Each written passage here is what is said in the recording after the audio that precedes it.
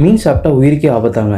ஆமாங்க, நீங்கள் கேட்டது கரெக்டு தான். மீன் மட்டும் கிடையாது, சிக்கன், மட்டன் எந்த ஒரு கறி இருந்தாலும் சரி, அதை சரியான டெம்பரேச்சரில் நம்ம ப்ரிசர்வ் பண்ணாமல் வச்சு நம்ம சாப்பிட்டோம் அப்படின்னா அது நம்ம உயிருக்கு ஆபத்தானதாக தான் விளையும். நீங்கள் நிறைய பேர் நியூஸில் கேள்விப்பட்டிருப்பீங்க, ஷவர்மா சாப்பிட்டு நிறைய பேர் இறந்துட்டாங்கன்னு. அதுக்கு முக்கியமான காரணம் என்னென்னு பார்த்தீங்க அப்படின்னா அதில் வளர்ந்துருக்க பாக்டீரியாவோட குரூப் தான். அதாவது இந்த லிஸ்ட்டில் காட்டுறதில்ல, இந்த 3 பாக்டீரியா தான் அதிகமாக நம்ம மீட்டில் வளருது. ஒன்று சாலமனல், அடுத்து விப்ரியோ, அடுத்து பார்த்திங்கன்னா எஸ்டியா கொலை, ஈகொலைன்னு சொல்லுவாங்க.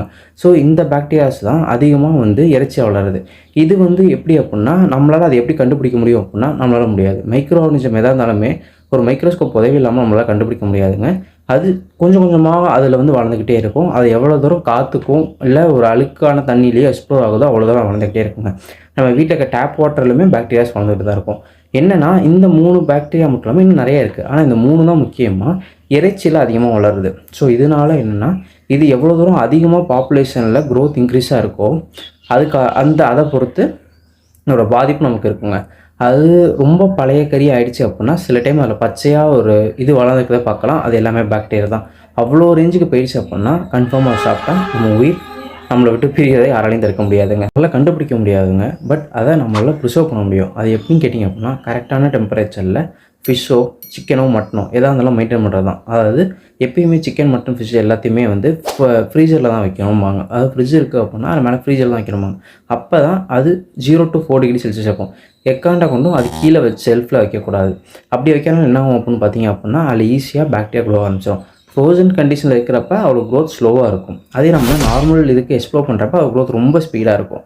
அது வளருது எப்போ நமக்கு தெரியும் அப்படின்னா ஒரு 2 or 3 days ஆகும் அது வெளியே எக்ஸ்ப்ளோஸ் ஆகிறதுக்கு. அது வரைக்கும் அதை நம்ம விட்டோம் அப்படின்னா ரொம்ப டேஞ்சர்.